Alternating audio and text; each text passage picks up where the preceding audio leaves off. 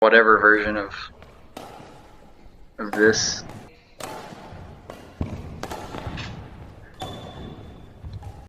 Welcome back to the Queen's Jakes channel. I appreciate everybody coming back. So today is pretty self-explanatory. We are going to be doing some roster reactions to the roster that just dropped for our third round of World Cup qualifying, right? Yeah, I believe the November window is our third round. My mind's already a little scrambled from this roster. So before we get into it, I do want to drop a little Easter egg here. If you haven't seen or heard of anything that we're doing yet, or if it's your first time coming to the channel, we are almost at 100 subscribers, and we're going to be doing a giveaway on our 100th subscriber. And Adam, do you want to tell how they win it and what they're going to win? Yeah, absolutely.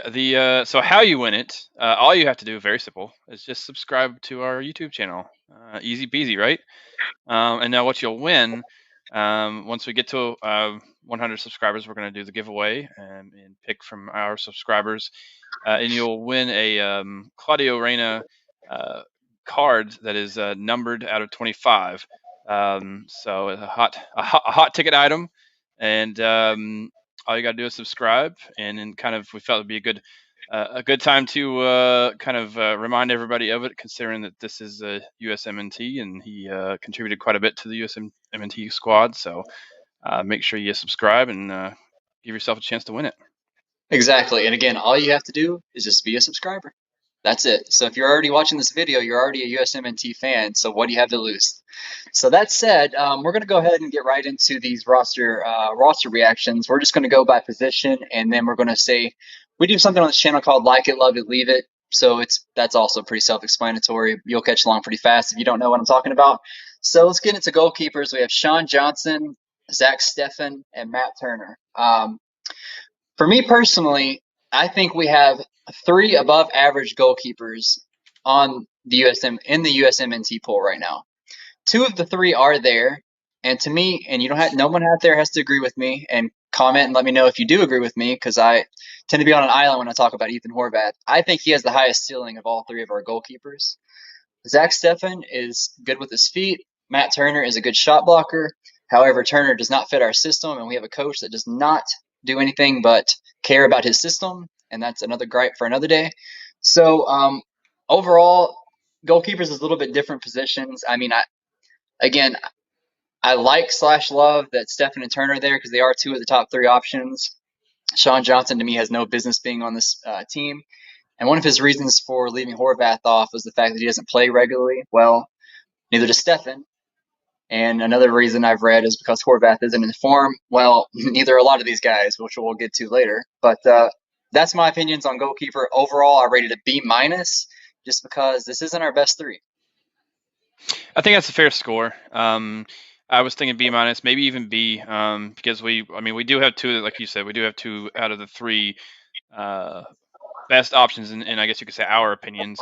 But yeah, I'm right there with you. I mean, I think a lot more people are probably right there with you after the game that Horvath had against Mexico. I mean, Greg's reasoning is just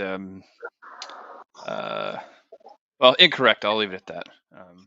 Yeah, and if we're not going to have our top three, I would prefer that third position go to a young guy so he can come in and experience some things. Or if you're going to go with a veteran, I mean, my goodness, why not go with like the dude from Seattle? I can't think of his name right now. Or someone like, I mean, shoot, I would even prefer Brad Guzan over Sean Johnson. I mean, to me, you can just intertwine those two. So anyway, that's my thoughts on the goalkeeper. Did you give it a rating? Yeah, I had said I was roughly around the same as you. I would probably I was being a little bit nicer than you. I would have said straight up B, because I mean we do have two out of the three out of the best, two out of the three best options. So obviously, if you'd gone with Horvath over Sean Johnson, then would have been an easy A in my opinion. But yeah, if anybody out there actually thinks Sean Johnson should get the call over Ethan Horvath, let me know your reasoning below. I'm not going to, it's your opinion. Just let me know your reasoning below. So then we're going to go on to defenders. We have Reggie Cannon, Mark McKenzie, Chris Richards, Anthony Robinson, Miles Robinson, Joe Scally, Sam Vines, DeAndre Yedlin, and Walker Zimmerman. Now, my love it on this is Chris Richards. think he's the future. I think he's our bona fide number one at some point. I love seeing him there. I like seeing Joe Scally being there. I mean, he's one of very few backs that have looked good against Bayern Munich. And, my leave it. A lot of people hate on Walker Zimmerman. To be honest with you, my main complaint is not Walker Zimmerman. My main complaint is actually, before I say some of these negative things, keep in mind, these negative things I'm going to say is about just the player, not the person. Okay, so I may say some negative things about the player. Could be the nicest person in the world that has nothing to do with anything I'm saying. But Mark McKenzie, who I absolutely love and I've met, he's not looked the best when he's on the national team. And if you look at who we left off the team, John Brooks. And I understand John Brooks did not look good in this last go around, but neither has Mark McKenzie. So if you're going to have two guys that haven't really looked good, why would you go with McKenzie over Brooks? That whole aspect right there kind of bothers me a little bit.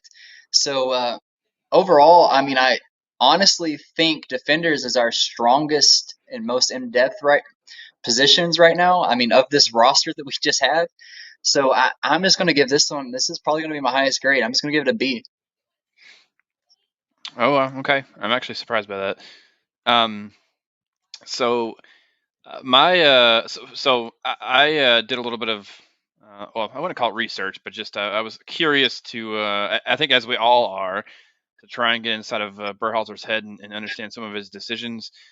So unlike the goalkeepers, my understanding, based off what I read that was quoted from him, is that he in this particular case with the defenders, he actually wanted to.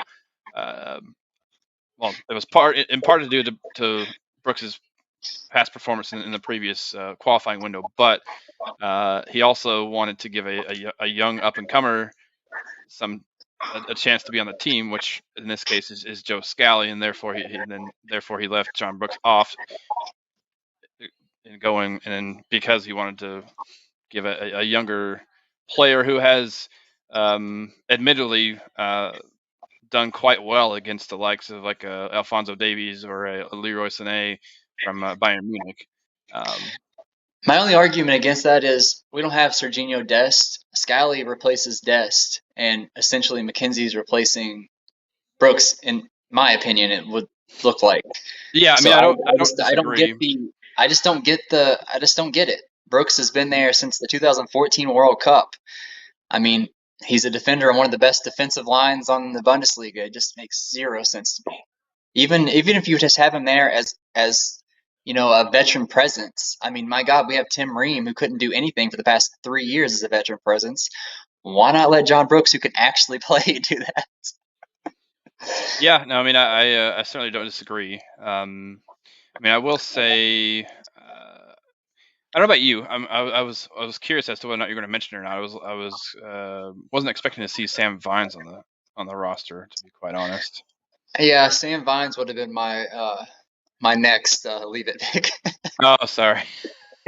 Well, no, I mean, like, if it wasn't McKenzie, if it wasn't Yeah, just because of the specific players we brought, if Brooks yeah. would have been there, Vines would have been my leave it. Oh, gotcha. Yep. So what was No, your rating on that? I was kind of surprised that you went with went with a B. I would have actually gone the B minus route for the defenders. So kind of flip flopping a little bit from Yeah, goalkeeper flip to flop, but defender. still almost the same. Hmm. So then we will go on to unless you're finished, right, with the Yep. Oh defenders. yeah. Okay. So then we're going to go on to midfielders, which is this one hurts me. We have Kellen Acosta, Tyler Adams, Busio, Sebastian Lletget, Weston McKennie, Yunus Musa, and Christian Roldan. Here's the thing about this. We have a very good starting lineup in this with obviously Adams, McKennie, and Musa. However, we have zero depth behind them. None of these guys, well, Busio at times, yes. But other than that, we have no one, in my opinion. Roldan, I mean, what does he do? What does he bring? Sebastian Lletget, how'd that work out last time he started? Kellen Acosta is so hit or miss, but I understand that he's probably the only one that could technically back up Adams in the current Greg Berhalter player pool, although I would argue that Johnny should get a call in over him. But that's specific for that position. That's not going to be my leave it. But so my love it is the three bona fide starters, assuming we actually do go with those three as the starters. My like it is Bocio. I mean, it's nice seeing um, that position go to someone who's at least overseas, in Serie A. Mhm. My leave it would be you could pretty much pick anybody else in this, and that would be my leave it because we have guys like Luca Della Torre not getting call up, which makes zero sense to me on why you would choose some of these other guys. Just we get destroyed in the midfield as soon as our three main guys aren't out there, and we're I mean we're not going to win against Mexico if one of these guys has to go out. That's all I'm saying. And Mhm. I actually give this a C plus. I mean, and it's only that high because of our three starters. Yeah, I mean my curiosity, I guess you could say, is how Berhalter's going to manage this because both um, oh gosh, both Tyler Adams and I think Weston McKennie are coming off yellow cards, if I'm not mistaken. Um, so I'm going to be interested to see how he plays that because obviously we don't want to. Well, they have to play. They have to play, but on the other hand, we're risking another yellow. Yeah. So I don't know. I'm going to be interested to see how he handles that. I mean, obviously, it could go one way or the other. So I'll be interested to see how that goes. Um, I'm with you on this one. Shocked. Well, I shouldn't say that whatsoever. If it were anybody but Greg, I'd be shocked. Yes, shocked. Yes, shocked. Thank you. That's what I should have said. Is I'm uh, still shocked to see some of the choices here with some of these MLS players. But as we all know, way too much. Greg's the MLS homer. Um, but you got all this European talent that could be in this midfield roster and just isn't there. I was surprised to hear you give it a C plus. I was just going to go with a straight C. I was actually considering maybe even a C minus because once you get rid of our like as you said yourself in your own words, once you get rid of the bona fide starters, we don't have anything in the midfield. Um, so yeah, disappointed to say the least with the midfield selections. Yeah, and the worst part is if you've watched, and he has a sideline view. He sees these games closer than anybody. We get destroyed in the midfield almost every game. But what was you said you gave it a C? C. Mm-hmm. Okay. So then we'll go on to forwards. And speaking of puzzling decisions, this is the most puzzling one in my opinion. We have Brendan Aronson, Paul Ariola, Jesus Ferreira, Ricardo Pepe, Christian Pulisic, he's back, Mm-hmm. Yes. and Tim Thank Weah. God. Yeah, and Tim Weah. So my love it is Pulisic. I mean, I'm glad he's back. We were just starting to see Pulisic with a full A team, and so what he can do, and then he gets hurt. It was terrible. I mean, all you can Mm-hmm. do at this point is just hope for his health. But I love seeing him back on the roster. Mm-hmm. My like it, although I would love to say Pepe or Aronson, but my like it is Timmy Weah. I don't hide the fact I'm a big Tim Weah fan. I'm always going to be a fan of him. I think he's absolutely electric and game changing. To me, he is a what Clint Dempsey used to be when he was a super sub back in the mid 2000s when he'd come off the bench and just be a complete game changer. To me, that's Timmy Weah, only but Weah's faster. And I love seeing him in there. My leave it is Paul Ariola. Why? Oh God. Why? Like, what does he do? The only thing he brings to this team is if he's running up the field and gets fouled, we get a good foul. Like that is the only. He's a living body that. And again, like I said before, it has nothing to do with him as a person. This is just him as a player that I am critiquing here. Uh, he brings nothing to this team. I mean, Greg treats these World Cup qualifiers like they're a friendly against. Shoot, I don't know. Cuba. Like these make no sense to me. This is not our best team, and these are not our best players. And this is scary because assuming we do qualify, if we bring these teams to play someone like Italy or Spain or Germany or England, we're getting destroyed. And I don't like that. So my forwards, I'm giving. I mean, we don't bring Conrad, we don't bring Hoppy and shit. I just, for the sake of making this video under 20 minutes, a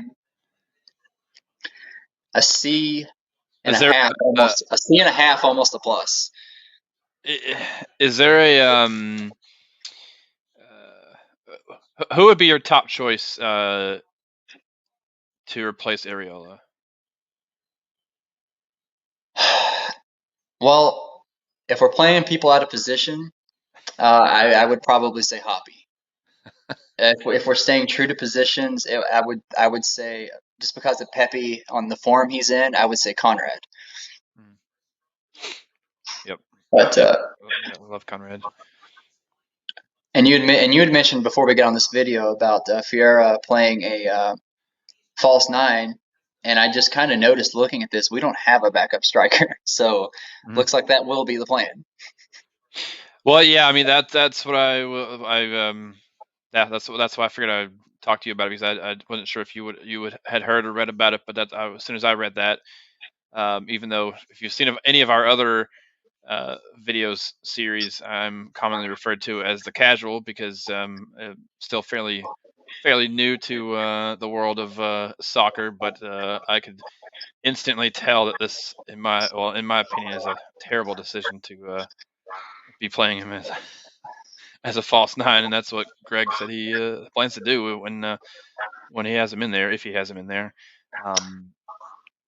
Yeah, roster selection is my main problem with Greg almost all the time. I mean, we've played games where we brought in two backs. This time we brought in five, and we don't even have a backup striker. Like, a lot of these things make no sense to me. But you know, maybe we're going with three in the back. I don't know.